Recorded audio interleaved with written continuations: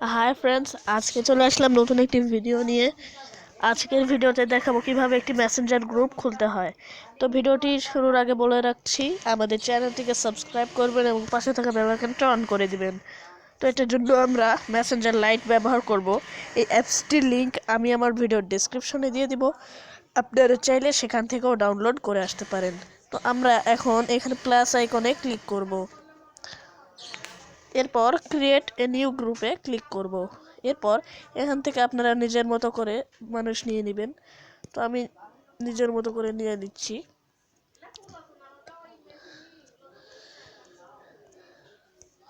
দেখতে পাচ্ছেন, এখানে নিয়ে নিলাম। এরপর স্টার্ট গ্রুপ চ্যাটে ক্লিক করব।